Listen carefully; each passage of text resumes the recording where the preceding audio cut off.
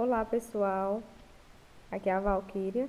Hoje nós vamos estudar sobre a preparação dos materiais para observação microscópica.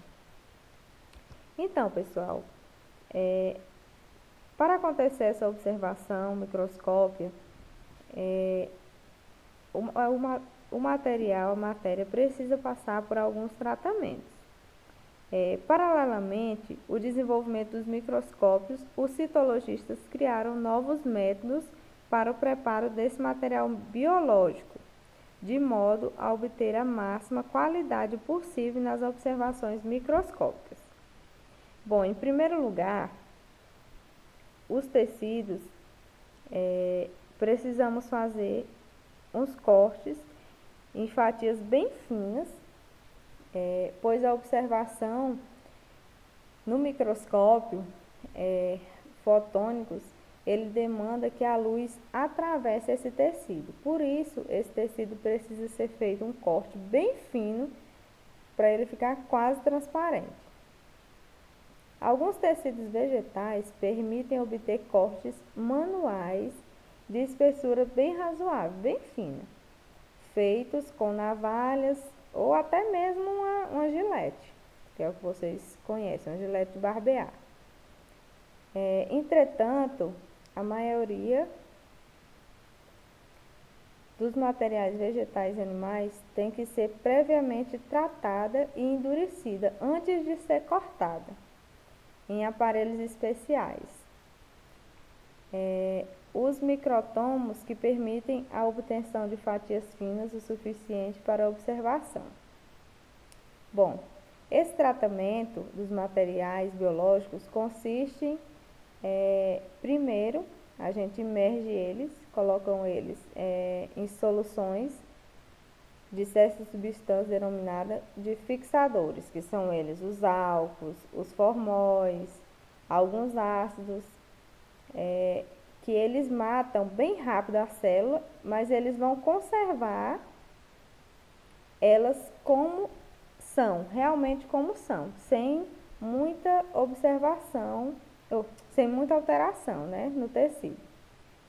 Que é o caso, tipo, quando alguém morre, né? Eles colocam rapidamente o formol para conservar um certo tempo aquela pessoa justamente como ela é. Isso acontece no caso das células. Então, depois de colocar esses fixadores, né? O tecido fixado é então colocado em um recipiente que contém uma parafina derretida pelo calor e depois que ela esfria, ela vai endurecer. A parafina forma um bloco sólido, né? Que é tirado do recipiente. No interior desse bloco de parafina encontra-se o material biológico que a gente vai estudar. Por isso, o método é chamado de inclusão em parafina. Em seguida, esse bloco é cortado em fatias bem finas pelas lâminas de ácido microtomo, e essas finas fatias de tecido fixado são chamadas de cortes histológicos, que precisam ainda passar por outros tratamentos antes dessa observação. Em geral, essas estruturas celulares apresentam um pouco de contraste óptico, e para aumentar a citologia e ficar melhor a observação, são utilizados os corantes, que são substâncias capazes de colorir diferencialmente as estruturas celulares.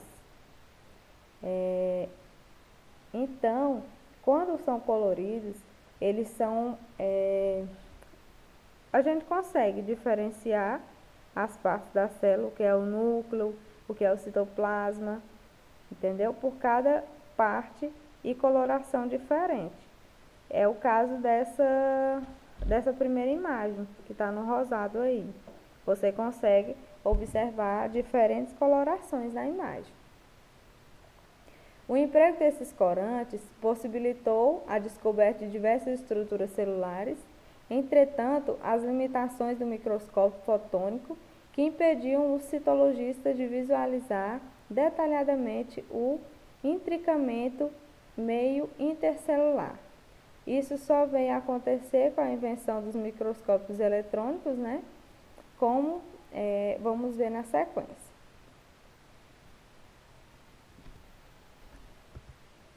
Bom, temos a observação vital, né?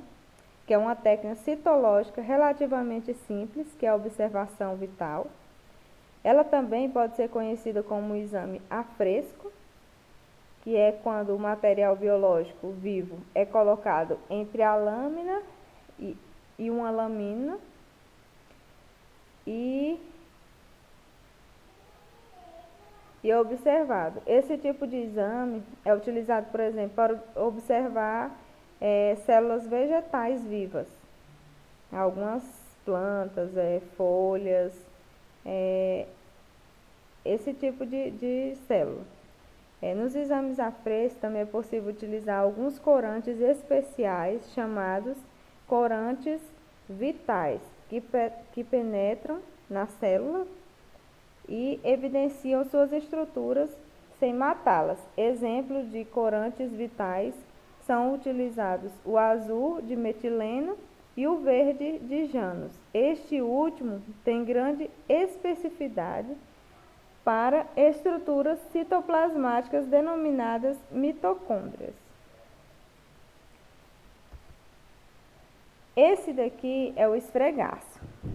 Se o material biológico é constituído por células isoladas ou poucas unidades entre si, pode-se simplesmente espalhá-lo sobre a lâmina de vidro. O processo conhecido por esfregaço. Por exemplo, para preparar uma lâmina de amostra de sangue, que é o que aconteceu aqui nessa imagem que está aqui abaixo, pinga-se uma gota né, do reagente sobre a lâmina e espalhe-se bem de modo a formar uma camada bem fina. Isso evita que a célula fique sobreposta e permite visualizá-las isoladamente. As técnicas do esfregaço pode também ser utilizada para observação de células de revestimentos mucosos, as quais se soltam com certa facilidade. Por exemplo, para obter a célula do revestimento interno da boca, raspa-se levemente a superfície da mucosa bucal com um instrumento adequado, espalhando as células coletadas sobre uma lâmina de muscopia, de modo sobre obter o esfregaço.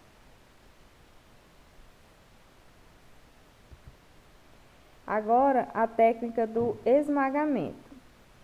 No caso de células frouxamente associadas, como a de partes moles de tecidos animais ou vegetais, que é o exemplo aqui da cebola, pode-se preparar materiais por meio da técnica do esmagamento, que é um material geralmente já fixado e corado.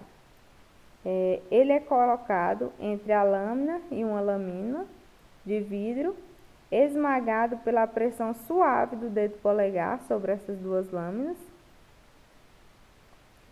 Em alguns casos, o material pode ser aquecido previamente para fazer com que as células se separem com mais facilidade. Aqui nós temos a imagem, né, do passo a passo de como é que é feito esse esmagamento e para depois fazer a observação no microscópio. Bom, o próximo método é a radioautografia. Para determinar que as células de um tecido, uma dada substância está sendo sintetizada, pode-se utilizar uma técnica conhecida como radioautografia. Por exemplo, se desejamos identificar em que a célula de um tecido está sendo sintetizado o DNA, o tecido vivo é incubado em um meio de cultura contendo timina radioativa, um precursor de DNA. Após algum tempo, o tecido vai ser fixado e preparado em lâminas para observação microscópica. Em quarto totalmente escuro. As lâminas são recobertas por uma fina película fotográfica virgem e guardada em uma caixa à prova de luz. Essas células que contêm DNA radioativo, sintetizado durante a incubação, na presença de timina radioativa, emite uma radiação que impressiona a película fotográfica sobre a lâmina. Após alguns dias de exposição à radiação, executa a revelação fotográfica na lâmina, como um filme aderido. Se fosse observado grãos negros no filme revelado, isso indicará a presença de substância radioativa nas células, situadas imediatamente abaixo. Podemos aqui ver alguns exemplos nessa imagem, né, de algumas lâminas já reveladas, de um filme revelado, que indica a presença de algumas substâncias radioativas. Tá vendo?